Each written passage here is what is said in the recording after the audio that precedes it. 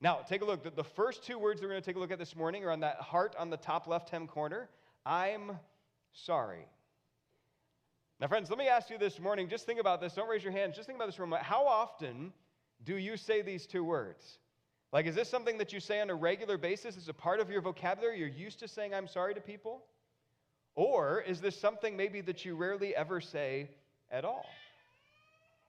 You know, if you think about it, saying I'm sorry sometimes can be actually a pretty easy thing to do. For example, let's say you're at Publix, you got your shopping cart, you're turning the corner into the next aisle, and all of a sudden you almost bump into another shopping cart. And what do you say? You immediately say, I'm so sorry. I didn't see you there. Please go on ahead. And so you stand there while the other person goes on through. Or friends, let's say you're eating at the Copper Kitchen with a friend. You're having lunch one afternoon. And you're sitting there and you're kind of catching up. And you're talking about this new Hallmark Channel movie that you saw the night before, right? And you're like, hey, yeah. And then something happened that I couldn't believe. I didn't even see it coming. This big city girl, she went on a date with the small town guy, and they hit it off really well, and at the end of the date, they kissed. And as you say the word kiss, you accidentally knock your drink over, it spills all over your friend's lap. What do? You say, I'm so sorry. Please let me help you clean it up. Or how about this, for the Buffalo Bills fans here today, for the Bills Mafia? I imagine that about 10:30 tonight, there's a good chance that you're going to pull out your phone and you're going to send a text message to all your Kansas City Chiefs friends and say, hey, I am so sorry that the Chiefs lost the Super Bowl. That's not a prediction, it's just a possibility. You see, sometimes it's relatively easy to say I'm sorry to the people in our lives.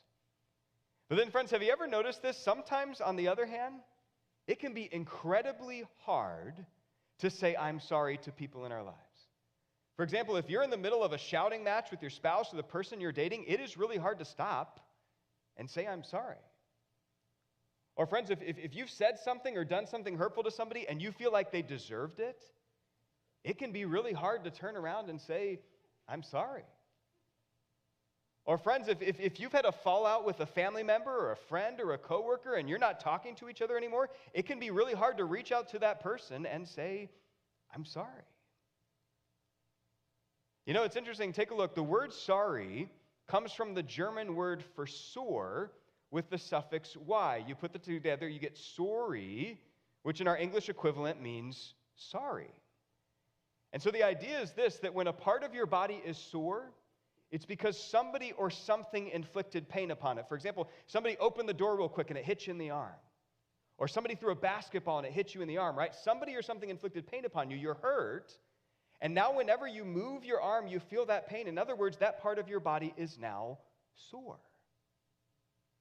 And so, friends, here's the idea. When you say I'm sorry to somebody, you are recognizing that you have inflicted pain upon them, that they are sore because of what you said or what you did to them.